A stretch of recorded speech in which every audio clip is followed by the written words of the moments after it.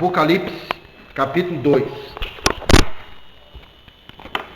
Vamos falar sobre uma igreja que não tinha dinheiro, que não tinha posses, que não tinha grandeza terrena, mas Deus chama aquela igreja de igreja rica. Amém? Estamos na Assembleia de Deus, Ministério da Reconciliação, graças a Deus. Corina.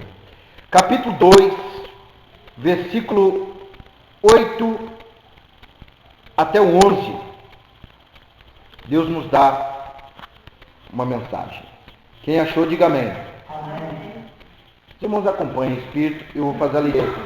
Às vezes tem diferença, né, nas traduções. E ao anjo da igreja que está em Esmirna, escreve: isto diz o primeiro e o último, que foi morto e viveu. As suas obras, e a tribulação e pobreza, mas tu és rico. E a blasfêmia dos que se dizem judeus e não são, mas são a sinagoga de Satanás.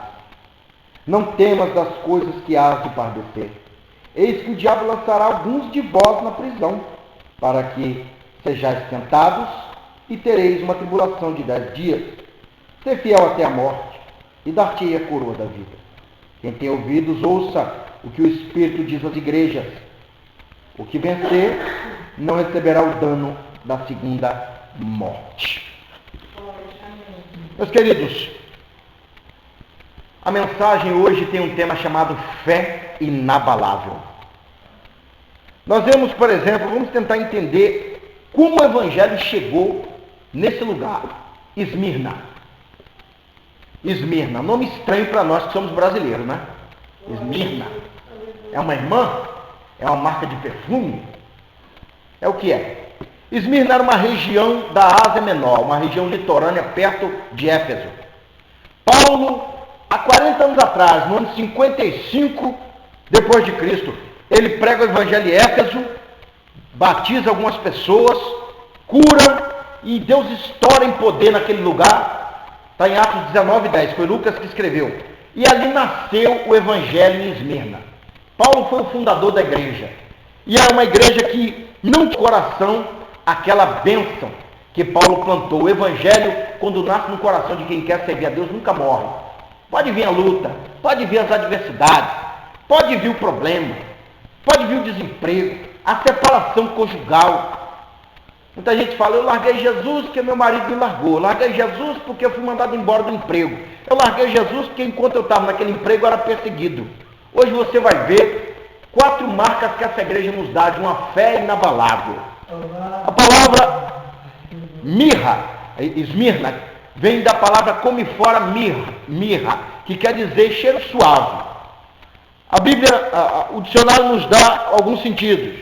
Por exemplo, inabalável quer dizer aquilo que não pode ser inabalável, aquilo que é fixo, aquilo que é firme, aquilo que não pode ser movido.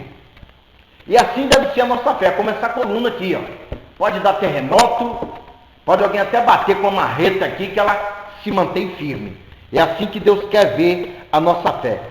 A primeira marca que eu vejo dessa igreja é que ela tinha uma riqueza espiritual. Hoje em dia nós vemos muitas igrejas, não estou dizendo que é errado, pregam prosperidade e cura.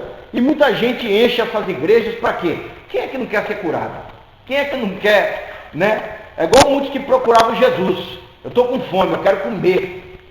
Jesus multiplicava o pão, multiplicava o peixe, Jesus dava cura. Mas quando Jesus pregava a doutrina, muitos diziam: olha, quando ele terminar, você me conta, tá? Porque eu já estou de barriga cheia. Da mesma forma, essa igreja que trabalha com campanhas, muitos recebem bênção e não voltam nem para agradecer. Alguns nem dão ajuda com voto, não tem o coração na obra. Mas essa igreja tinha uma riqueza espiritual. E a riqueza espiritual que todo cristão tem que ter é primar pelo Espírito de Deus na vida dele. Aos Gálatas, capítulo 5, verso 22, a Bíblia fala do fruto do Espírito. Fala de amor, paz, longanimidade. Era uma igreja que você não viu os crentes com a cara fechada. Tem crente que quando ele está passando a luta, ele parece que comeu 10 quilos de jiló na janta. Ele é um crente que parece que o café dele nunca tem açúcar, ele só anda assim, ó. Paz do Senhor, irmão. Salmo 122 diz o que? Servir o Senhor com alegria, que é um fruto do Espírito. A Bíblia diz em São Lucas 12, 21, falando sobre o rico insensato. Ele tinha riquezas na terra, mas não tinha riqueza com Deus. Muitas pessoas estão primando isso. Eu vou ser evangélico, porque eu vou ter muitas agendas, vou vender CDs, DVDs. Muitos insistem nisso. E até conseguem, mas não vão herdar a salvação. O crente de Esmirna não. Enquanto a sociedade era mergulhada em dinheiro, porque eles, como eu falei, eles tinham uma mirra, que era um perfume, que era para embalsamar defunto. Hoje a gente tem formal, né? Então o defunto está lá fedendo, eles colocavam mirra em volta dele. E eles eram ricos, a sociedade dele, mas eles não, eles eram pobres. Se fosse hoje em dia, seria uma igreja humilde, com uma caixa de som comum, mas no coração dos crentes tinha uma grande alegria. Às vezes o crente de Esmirna chegava do serviço, às vezes ele era pedreiro, e falava assim: rapaz, virei Marta hoje, me xingaram, me cusperam, mas eu estou aqui, feliz em Cristo. O diabo vai ter que lutar um pouco mais para tirar o sorriso do meu coração. E o diabo se irritava com aquele povo, porque a riqueza dele não era da terra, era uma riqueza celestial. Paulo escreveu, o povo de Esmirna leu, a epístola de Timóteo, no capítulo 6, versos 18 e 19. Paulo dizendo assim: olha, irmãos, eu quero, a Bíblia Sagrada nos fala assim, gostaria de ler com os irmãos, é um estudo um pouco extenso, mas eu vou procurar ser breve. Que façam bem e enriqueçam em boas obras, e que repartam de boa mente, e ainda diz assim, e que sejam comunicáveis. Os crentes de Esmirna, eles eram unidos. Não tinha esse negócio de, aquele crente é de outra igreja, ela é da igreja de Filadélfia. Eu não vou na igreja dele, não. Ele ia sim. Então tem muito crente, irmão, que ele só quer ser crente da igreja dele, quando tem culto em outra igreja, às vezes ele não quer ir. Parece que o Deus de lá é outro. Diz assim ainda: mas que entesoure para si mesmos um fundamento para o futuro, para que possam alcançar a vida eterna. O que Paulo estava falando? Para os crentes de Esmirna, eles meditando: olha, nós não temos carro, amém, isso não é o prioritário. Eu estou doente hoje, amanhã Jesus me cura, não tem problema. Deus está me testando. Irmãos, tem crente que se ele estiver doente, ele não vem para a igreja. Às vezes é uma gripezinha, está dando uma garoazinha, parece que ele é de açúcar, não vem para a igreja. Nós temos que ter uma fé inabalável. E quando você mostra isso diante de Deus, você ganha créditos com Deus. São Tiago, capítulo 2, verso 5. Tiago diz assim: meus amados irmãos, Tiago era um pastor que estava doutrinando uma igreja hipócrita. E ele estava falando assim: vocês não sabem que Deus escolheu os pobres deste mundo para serem ricos? Olha só, ricos em Deus. E co-herdeiros daqueles que haverão de alcançar as promessas que Deus mesmo fez para aqueles que o amam. Então, que riqueza é essa? É a riqueza de ter moral, ter ética. Tem crente, eu conheci um, ele tinha até 80, ele já teve 86 carros. Era um homem que dava até inveja materialmente. Você olhava para ele, poxa, que homem próximo, sempre ele troca de carro. Mas o testemunho dele em volta era uma desgraça. Era uma pessoa que não tinha verdade na boca dele, dava em cima das irmãs da igreja. Muitos ímpios que descobriram, quiseram nem visitar o lugar onde ele tomava conta. Então, irmãos, a maior riqueza que você tem que ter não é ter uma empresa, não é você ter um material, não é você engordar, é você ter o Espírito Santo em sua vida. Tem muitos, por exemplo, fora do Brasil, que passam por lutas, provações, por não negar a sua fé. Pastores na Índia, por exemplo, tiveram suas igrejas derrubadas, porque estavam se fazendo culto ali, na Nigéria também. Crentes que quando ele professa a fé dele, ele é jogado para fora até do país, que não pode ser crente ali. Enfim, o que nós temos mostrado por amor a Cristo? Às vezes se alguém falar de nós queremos tirar pergunta na casa dos outros. Nós não podemos ser assim, irmãos. Temos que ter uma riqueza espiritual. Pedro fala sobre essa riqueza em 1 Pedro 1, versos 18 e 19. Ele dizendo assim: sabendo que não foi com prata, com ouro ou com coisas corruptíveis que fostes resgatados da vossa vã maneira de viver, mas pelo sangue imaculado do Cordeiro de Deus, Jesus Cristo.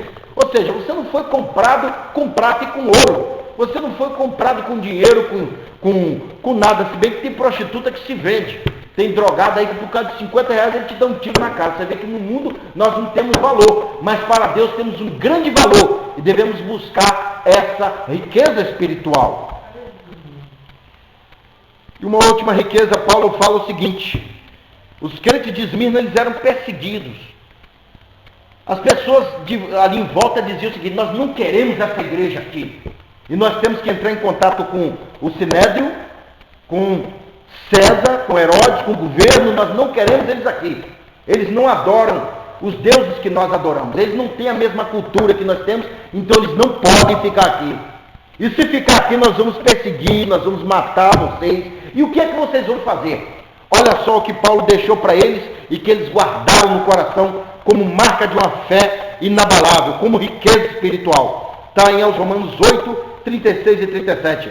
Porque por amor de ti somos reputados como ovelha ao matadouro. Isso todos os dias.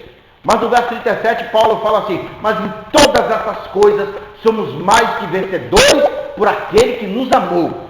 Somos vencedores por Cristo Jesus. Então essa era a consolação deles. Segunda marca que a igreja de Esmirna tinha na sua fé inabalável era: eles tinham uma maturidade para ouvir sobre provações. Se lermos com atenção Apocalipse 2, o verso 10, vamos ver aqui: nada temas as coisas que hás de padecer. Pensa bem, uma solteirona, 37 anos, não casou, e um irmão cheio de Deus vai orar por ela, ela falar, e Deus vai falar. Tem um varão me esperando. Ele fala: minha filha, você vai ficar 10 anos sem ter um companheiro. Deus vai te mandar para uma missão, você não vai poder se casar durante todo esse tempo. Muitas iam voar na garganta do profeta e bater nele. Irmãos desempregados, ou se um profeta de Deus botasse a mão, alguns crentes por aí, botasse a mão na cabeça dele: eis que te digo que sou contigo na terra, mas eis que vais viver pela fé. As portas estão fechadas por 10 anos. Muitos iam dizer: eu rejeito. Meu Deus é o Deus de prosperidade. Meus irmãos, é uma igreja madura em ouvir sobre provações. Será que podemos ouvir isso? Tem crente, Deus me livre, você falar que ele vai pregar no sertão do Ceará. Vai pregar contra o padre Cícero ou contra a senhora Aparecida deles, para você ver o que acontece. O problema que você vai arrumar para a sua vida. Mas a igreja, o crente de Esmirna, não. Ele falava assim: amém, finalmente vamos sair de 4 paredes e vamos pregar no presídio. É Jesus, amém. Vamos para a ilha de Fátima, amém. O nosso pastor João está lá, nós vamos para lá, ficar junto com ele. Estava com saudade do pastor João. Mas alguém dizia assim: mas você vai sofrer, meu filho. Não tem problema, por amor de Cristo nós vamos. E olha só, diz a Bíblia em São Mateus 10, 22, eles se lembravam. Lembra do que o mestre disse? O Espírito Santo falava: por amor de mim sereis odiados por causa do meu nome. Lembra de 1 Timóteo 3,12, o pastor que fundou a igreja? Lembra do que o pastor doutrinava?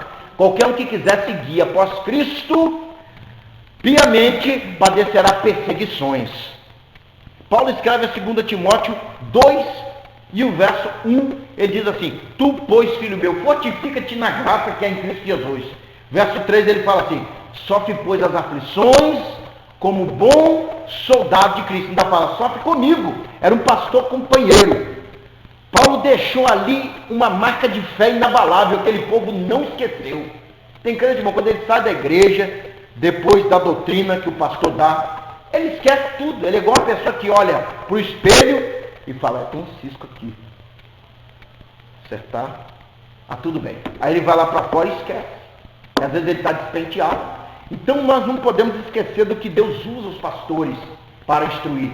Se a gente fizer isso, a gente vai ser igual os católicos não praticantes, que sai dali, às vezes toma hóstia e vai lá para o bar, na mesma hora, beber cachaça. Porque existe o católico não praticante e o crente não praticante. Devemos pensar em guardar isso no coração. E Paulo fala no verso 4 de 2 Timóteo 2: ninguém que milita se embaraça com negócios dessa vida a fim de agradar aquele que o alistou para a guerra.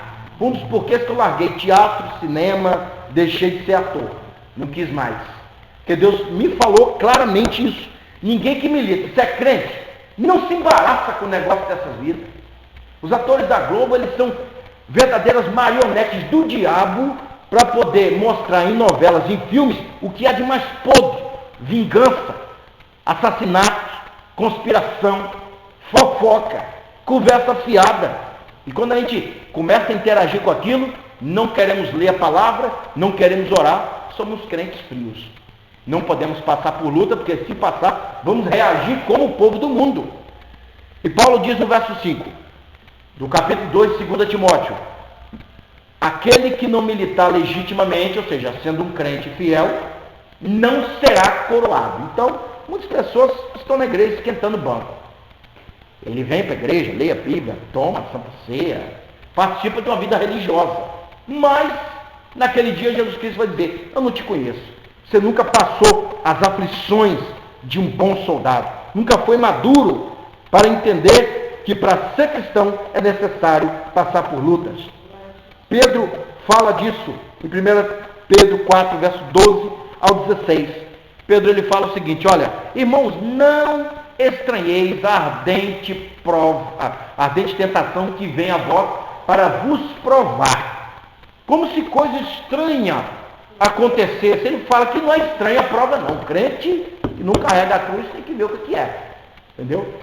Às vezes eu como segurança eu fico sozinho. Alguém vem com a conversa fiada pro meu lado, e aí, vou te apresentar fulano. Eu não quero conhecer ninguém não. Me deixa num lugar mais sozinho. Tem crente com medo da solidão. Eu tenho que conversar, já conversei isso com muitos novos convertidos. Quando nós estamos buscando a Deus, é normal a gente ficar isolado. Em empresas, muita gente não queria trabalhar comigo, e quando alguém ia trabalhar comigo, é alguém que ninguém estava suportando mais. Aí Deus botava o pior funcionário perto de mim para eu evangelizar ele. Se a gente for olhar carnalmente, a gente vai falar, pô, esse pessoal pegou o lixo de dentro do vaso e jogou aqui. Ele está achando que eu sou o quê? Mas espiritualmente você entende que aquilo é uma alma e temos que ganhar para Deus. 1 Pedro 2, verso 13, ele diz assim, mas vos alegreis pelo fato de sermos participantes das aflições de Cristo. Cristo sofreu por causa da verdade? Amém. Estão falando que você é fanático, que você só anda pregando a palavra de Deus, que você não tem outro assunto, você só tem Jesus, que você é santinho demais, que você é certinho demais. Eu não gosto da irmã Tânia, porque a irmã Tânia é certinha demais, ela paga tudo no dia certinho. Se a gente for falar em alguma coisa aqui, que tem um homem bonito passando ali fora, ela vai falar, não, eu sou casada. Não dá nem gosto de conversar com a irmã Tânia. Não dá nem gosto de conversar com o irmão Arildo. Ele é uma pessoa certinha demais, ele fala uma piadinha suja, ele não gosta de ouvir. Que homem nojento. Aí o que acontece? Se você não for um crente maduro, você vai entrar na água dele, não vai não. Deixa-o ir para o seu caminho. Se converta ao Senhor, fica sozinho mesmo. Fica com Jesus, que é bem melhor. No verso de número 15, do capítulo 2, aliás, do capítulo 4, 1 Pedro, Pedro ainda fala assim, nenhum de vós padeça como ladrão, malfeitor ou quem se intermete em negócios alheios. Tem crente que ele passa a luz porque ele é fofoqueiro. Entra no casamento de alguém, aquele homem vai casar com aquela mulher, não. É um mentiroso, é um ladrão, um desgraçado, e fala mal de todo mundo. Aí o que acontece? Vem a prova na vida dele, você tem que ver como a luta está chegando até você. Que às vezes é porque nós não estamos vigiando. E no verso 16 do capítulo 4, Pedro doutrina assim, olha, e a igreja de Esmirna lembrava, olha, mas se por amor a Deus vocês são perseguidos, não se envergonhem, antes glorifique a Deus nessa parte. Passando luta por ser crente, amém. Pode me chamar de fanático, pode me chamar de doido, eu vou dar bom conselho sim, vou desencaminhar o drogado do crack, vou desencaminhar a prostituta do adultério, vou desencaminhar o mendigo de viver uma vida sedentária, eu vou lutar para ganhar almas para Deus. É assim que temos que pensar.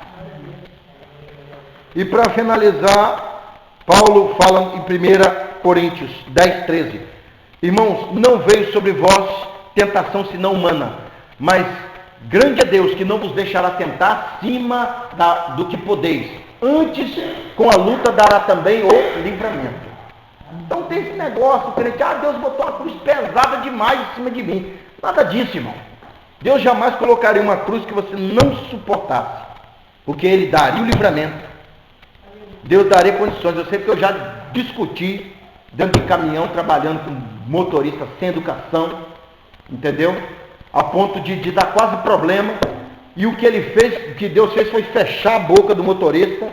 E com menos de uma semana Deus tirou ele da minha frente. Mandou ele embora. Deus não deixa você passar por luta acima do que você suporta. Apresenta a Deus. Deus, olha, eu estou passando luta com essa pessoa. Se for para ele ser salvo, deixa ele aí que eu vou evangelizar. Me dê sabedoria, me dê paciência. Mas se não for, Deus, tira esse homem da minha frente. E Deus vai entrar com providência. E foi o que aconteceu comigo. Ele recebeu evangelismo, não queria ouvir. Às vezes eu me sentia como um picolé ali dentro, frio. Porque aquele povo mexia com tudo quanto era mulher que tinha, xingava quase todo mundo que estava na frente deles. E ele se sentia incomodado. Então o que aconteceu? Deus foi e tirou ele do caminhão. Deus faz assim. Quando você anda na presença dele, ele ouve o seu clamor. Uma terceira marca dessa igreja. Era uma igreja divertida a se manter fiel. A igreja que hoje está de pé, graças a Deus. Eu fico feliz com a presença desses crentes aqui. Os macumbeiros estão lá oferecendo macumba, ebó, jogando pena nas costas dos outros, botando o nome dos outros na boca do sapo. Estamos aqui orando. Irmãos, o mundo espiritual é uma coisa tão forte que se você souber, nós que reunimos na Unida pela Fé, de vez em quando eu vejo um irmão distanciado, falando gíria, né? Fumando cigarro. Ora por mim, irmão. Alguns já foram até dirigentes nossos, entendeu? Sabe por quê, irmão? Porque ele subia o monte e orava, porque ele via para as reuniões de oração, porque ele procurava ser crente.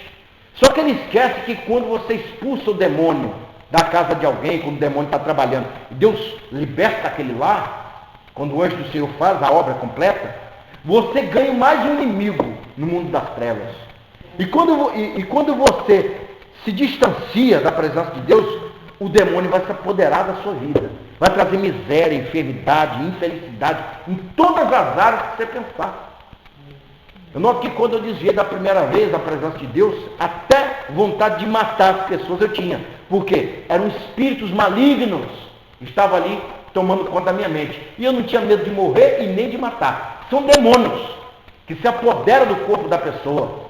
Te dá uma mente, te dá uma capacidade terrível de mentir, de ganhar mulheres, de ganhar homens, de adulterar, de você matar, de você armar. Olha, eu já estou maquinando, já sei como eu vou matar aquela pessoa, já sei como eu vou fazer aquele assalto. Por isso que muito crente que você vê que desvia, ele vira uma desgraça no mundo. Acaba, a pessoa simplesmente vai parar na cadeia, na cadeira de roda, alguns morrem. Por quê? Porque o mundo sobrenatural está ali. Teve um certo irmão que ele era muito de fazer campanha e ele fez uma oração na casa de uma pessoa. Satanás não se manifestou ali, mas uma vez no terminal Itacibá, guarda para a sua experiência, o adversário usou a boca de alguém, um rapaz vistoso, e falou assim: irmão, eu vou te dizer uma coisa, seus dias estão contados na face da terra. O diabo usando a boca da pessoa. E ele falou assim: então fala por quê? Porque você um dia me expulsou da casa de uma pessoa. No mesmo tempo que o olho daquela pessoa era uma bola, daqui a pouco começou a aparecer um enxame de mosquitos dentro do olho daquela pessoa. A feição daquela pessoa virou uma coisa horrível. E ele falou o seguinte: olha, eu estava por destruir aquela família, e você tinha que meter o bedelho onde não era chamado, pois você ganhou um inimigo com uma das maiores autoridades do inferno. Você se apega com Deus, porque se você sair, eu vou te pegar no mundo. Nós conhecemos um certo irmão por aí, irmão Moacir sabe de quem eu estou falando, morou perto de você lá na serra, bateu de moto e quebrou a coluna. Nós temos que entender que infelizmente o diabo, quando Deus permite, ele age nesse mundo, e temos que procurar ter uma vida com Deus, para não partir desse mundo sem a salvação. Olha o que Deus fala aqui: ser fiel até a morte, dar-te-ei a coroa da vida. Eles lembravam do que Jesus falou em São Mateus 24:13. Jesus falou o quê? Ele diz o seguinte: mas o que perseverar até o fim será salvo. E antes Jesus falou que o amor de muitos ia se esfriar. Nós vemos, irmão, que em culto de campanha, culto de louvor, de adoração, todo mundo vem, todo mundo quer cantar, todo mundo quer aparecer. Mas cultos de oração, cultos de doutrina, escola dominical, são poucos que querem vir, porque poucos querem aprender de Deus. Então não podemos deixar que esse amor, o primeiro amor, morra dentro de nós. 1 Coríntios 15:48, sede firmes e constantes, sempre abundante. Então é para frente, para cima e mais para cima, até chegar na perfeição como servo de Deus. Aos Filipenses 3, versos 13 e 14, Paulo falando assim: mas uma coisa eu faço é que, deixando as coisas que para trás ficam. Ele estava falando o seguinte: deixei o judaísmo, deixei minha família, deixei consideração civil e religiosa, deixei meu mestre Gamaliel, deixei o sinédrio, deixei a sinagoga, eu deixei tudo por amor a Jesus. Então, irmãos, quando nós abandonamos tudo mesmo, Deus que, você pensa bem, se você pode entender um homem, por exemplo, que abandona a família para viver com você, e você faz tudo por ele, você imagina Deus que vê que você deixou prostituição, pagode, né? Deixou seus sonhos, deixou tudo aquilo que você falava, isso eu quero para mim. E Deus falou, abandona isso, rompe com essa história para começar uma história melhor.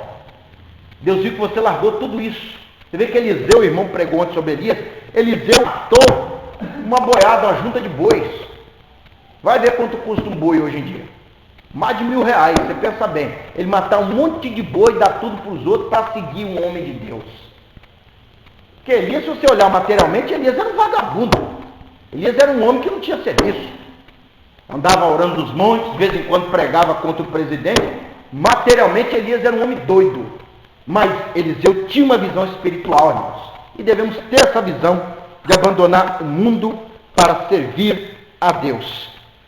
Uma última marca, irmão, para finalizar. Eu disse que são 4. A primeira, como eu disse, a igreja de Esmirna era rica espiritualmente. A segunda marca, era uma igreja madura para ouvir sobre provações. A terceira marca, era uma igreja que era divertida a continuar fiel. E a última marca, ela era uma igreja que tinha uma poderosa promessa de ressurreição e salvação. Muitos crentes de Esmirna, lendo em São Mateus, eles viram que quando Jesus morreu, muita gente estava ressuscitando. Então eles pensavam assim, se um dia eu morrer no Evangelho, eu posso ressuscitar de novo e testemunhar do amor de Cristo. Se eu morrer, mesmo que eu não ressuscite, vou ressuscitar no último dia. Eu tenho essa fé, eu não vou passar pelo dano da última morte. Eles liam as Escrituras e tinham a fé alicerçada nas Escrituras. Irmãos, por que Deus me inspirou a falar sobre uma fé inabalável? Nos últimos dias, irmão, nós vemos pessoas que pregam a fé cristã, muitos para ganhar dinheiro, muitos para fama, ganhar nome, pregar em congressos, muitos até abandonam o meio secular para ser gospel. É porque é o seguinte, hoje em dia a fé está sendo mal interpretada. Nem sempre por você ser uma pessoa que serve a Deus, você vai ser próspero. Nem sempre. Nem todo mundo que vai ser empresário, nem todo mundo vai. Você vê exemplos na Bíblia como essa igreja. O lugar onde eles moravam era rico, mas eles eram um povo pobre. Eles eram preguiçosos? Não. Se eles tinham Deus na vida, eles trabalhavam. Só que eles não pregavam o evangelho como muitos pregam hoje, só de prosperidade. Se vocês forem ver entre as 7 igrejas da Ásia, a mais rica é a igreja que Deus diz, eu vou vomitar você da minha boca. Porque, irmão, eu vou te falar a verdade, não tem época em que o crente é mais fiel do que na época em que ele está desempregado ou enfermo, né? Você já viu algum pastorzão grandão ir num culto que não fosse de festa? Se for um culto normal, ele não vem. Eu mesmo já reuni com um pastor assim, pastor Estrela. Tinha um culto na praça, ele veio de ficar ali, ser o primeiro a pregar. Ele ia para a casa dele, olhar o dinheiro dele, o quanto ele vendeu dos perfumes que ele vendia, e com um carro importado. Agora, se tivesse uma grande concentração ali, quem ia pregar era ele. Então, irmãos, nós, como cristãos que conhecemos a palavra de Deus, devemos ter essa confiança na vida, essa fé inabalável. Eu fico pensando que a igreja de Esmirna ela foi marcada com mortes e perseguições. Ela passava por lutas externas, ou seja, a sociedade perseguindo. O crente de Esmirna era perseguido na alfaiataria, no açougue, quando ele ia comprar, quando ele ia vender. Muita gente não queria comprar com ele ou com ela frente, né? Perseguição dentro da igreja. Via pessoas do judaísmo para tentar converter a fé que um dia foi plantada pelo apóstolo Paulo, né? A fé cristã do verdadeiro evangelho, e também crentes falsos dentro da igreja. Então, irmão, se você for analisar bem, a nossa fé é testada a todo momento, a toda hora. Mas a Bíblia nos fala no capítulo 4, para finalizar, de 2 aos Coríntios. Paulo fala o seguinte, que em tudo somos atribulados, mas não desanimados, abatidos, mas não angustiados. Ele começa a falar, se você for ver aos Romanos 8, do verso 35 diante, você vai ver que Paulo fala de 17 coisas que tentariam nos atrapalhar. Ele fala de anjos, fala de potestades, governos, Ele fala de o tempo, coisa do presente, coisa do porvir. Não interessa se hoje o Brasil não é tão perseguido e no futuro nós vamos parar na guilhotina ou se vamos parar atrás das grades. O importante é ter uma fé inabalável. Amém? Quantos querem ter uma fé inabalável, diga amém. Amém. Vamos orar ao Senhor agradecendo por essa mensagem. Quantos foram edificados, diga amém. Eu agradeço ao Senhor. Vamos orar agradecendo a Deus pela palavra. Santo Deus e Pai, em nome de Jesus Cristo, nós te glorificamos, ó Deus, por esta palavra. Uma fé inabalável é o que queremos, ó Deus, para que possamos levar a tua palavra adiante. Que nós possamos, ó Deus, ler a Bíblia e não